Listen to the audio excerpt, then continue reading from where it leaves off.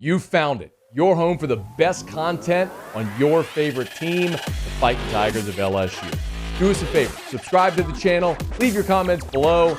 Be sure to smash that like button.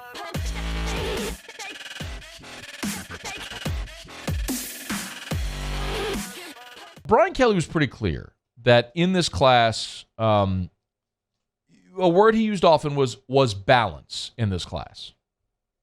You know, we're looking for pretty good balance on offense and defense, which I think we've gotten. And certainly, look, you know, you're always looking for players to impact immediately. But this is a class that I believe that when we recruit them, what we're asking them to do is immediately impact LSU football. And that means represent LSU in a positive way in the classroom, in the community, and as it relates to football. So be ready to compete. And he's right. They did strike balance with the number of signees, with the 25 that they got. It was interesting, as Brian Kelly met with reporters today, nobody asked about Ricky Collins. Typically, quarterback is always going to be something that is a bit of a lightning rod, where you want to know about the signal caller. And I'm curious, maybe it's just because Ricky Collins is someone who we've known for a long time, a guy who prepped at Woodlawn here in Baton Rouge, of course, was a Purdue commit. Oddly, of course, LSU playing Purdue in the bowl game, was a Purdue commit. LSU flipped him, and now Ricky Collins part of LSU's class, but he's a consensus 4-star, the number 14 quarterback in the country, 6'2", 182-pounder. Maybe the reason is just because we all know the nature of that position, and it's transient, and guys don't stay. And so there's maybe some reason to wonder, will Ricky Collins see the field when you've got highly rated young guys ahead of him? Will he stay? But he's a guy that when you lean into the local angle, there's more of a reason to think, yeah, man, that guy, similar to Walker, if you do have guys that might stick it out there, more likely to do so instead of heading back closer to home. Because, of course, this is home. Now, the position that Brian Kelly said could have an early impact that surprised me is when he talked about the offensive line, considering you got 5 starters returning. But here's what Brian Kelly said about that offensive line, the potential to play early. In-state was really big for us in terms of getting, Tyree Adams, obviously, out of St. Augustine, a really big get for us, and a guy that we're excited about, and Lance Hurd, obviously, Monroe, and another Louisiana kid that we're certainly excited about. If you go down the list in terms of DJ Chester out of Eagles Landing, a big athletic offensive lineman, again, that we think can come in. These are guys that we believe can impact us on the offensive line right away with some turnover that we're going to have. Paul Mubenga is an outstanding prospect, great school, comes from a Georgia powerhouse in Buford High School that I believe is somebody that can compete and, plug in right away. So, from an offensive line standpoint, I think, we really did our due diligence in terms of finding the right guys that can impact. Here's the interesting question about offensive line. All 5 starters return, and your top 6 guys return. Of course, Miles Frazier's back, and Miles Frazier and Garrett Dellinger rotated at left guard. So your top 6 guys are back. There isn't immediate playing time available. There isn't. But that's also a position where it is proven statistically, it is the position that has the highest injury rate risk and therefore the most turnover, which is why you need depth. A lot of LSU's veteran depth is now gone. Marcus Dumerville, Xavier Hill, Cam Wire. So you've got your 6 starters returning, or your first 6 guys returning, and after that it's a whole bunch of youth. So what they do heretofore is going to be interesting. Are you addressing offensive line in the portal to bring in veteran depth, which I was told early in this process they were going to do, or do you rely on the guys that you've signed? One of them, of course, is Lance Hurd, who is the highest-rated signee in LSU's class. He's a 5-star. He's number 15 overall in the country in the on-3 composite. He's the third best offensive tackle in the country. I mean, that's a dude right there who you would think is looking to come in and play right away, although there ain't a spot for him. But when Brian Kelly told this story about Lance Hurd earlier today, that don't seem like a guy that's coming here waiting his turn to play. I like Lance Hurd. I like his personality. He's extremely confident. I'll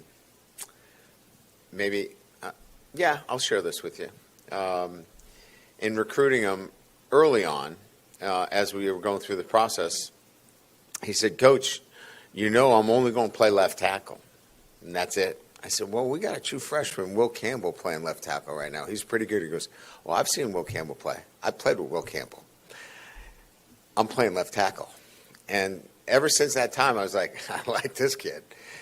Just his confidence, and it wasn't cocky, but it was a confidence, and he's just been that way in the recruiting process. Has a great confidence level, believes in what he's doing and what he can do for this program, and then we put him through the ringer now.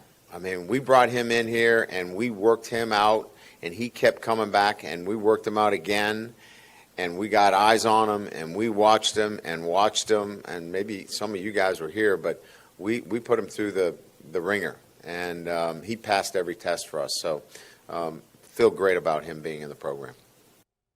I love the story. I don't think he's beaten out Will Campbell with a year as a starter at left tackle. But could he come in and play somewhere on that line right away? Yup. You got the right makeup. You just saw 2 true freshmen win jobs this year. Come beat somebody out. That's how you build an elite program. You don't shy away from competition. You have dudes that are 5-star that say, I'm coming in to take that 5-star's job. I don't care if he's been playing for a year. That's how you do it. You never shy away from that. You want that guy. And if someone's afraid of it, do you want him in your program? Like, that's a fair question to ask. Bring in the competition, man. And yeah, you're going to have developmental guys. He called Paul Mubenga. He said he's a great developmental guy. He's got a great frame with a lot of athleticism, powerhouse. Buford, Georgia. Buford's been great to LSU over the years. Maybe they got another one. Tyree Adams out of St. Aug in New Orleans. Yeah, bring him on, man. Running back, you signed 2 today from the state of Louisiana. I love that, and I would not be surprised at all if you told me today that either one of those running backs, Holly or Jackson, either one of them, played a significant role in LSU's offense next year. Would not surprise me in the least. Because you're returning Josh Williams, but we've talked about this a bunch, and as good as Josh Williams is, he's not a pro. He doesn't have a pro skill set. I'll put it to you that way. He doesn't have an NFL draft skill set. So you bring in guys that are physically superior. If they can do the same things, why can't those guys steal reps? I'm not saying Josh Williams ain't going to play. My point is, you got Williams back. Armani Goodwin's coming off of injury. Noah Cain, good player, maybe doesn't have the explosive burst.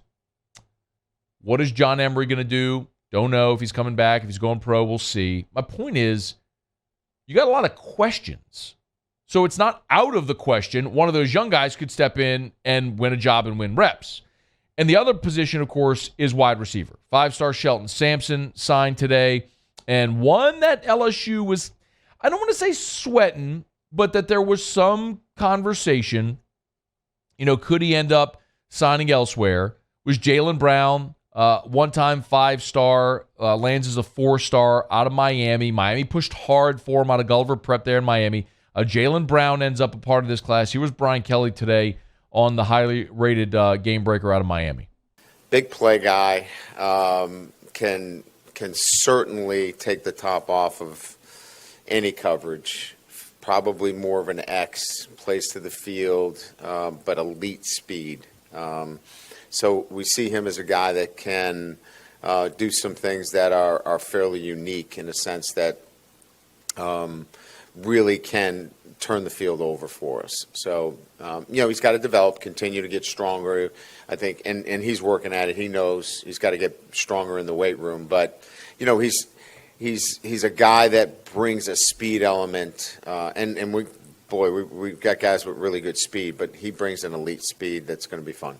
You add Aaron Anderson to that mix as well, and all of a sudden you're cooking now.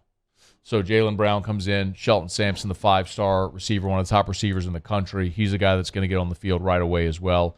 And when you got that many talented guys, I mean, you're going to give defenses a lot of trouble.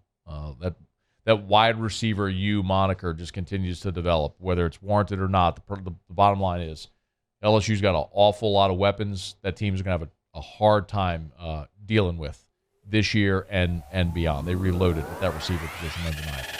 Hey, thanks so much for watching. Please leave your comments. I love to interact, and be sure to hit the red subscribe button below.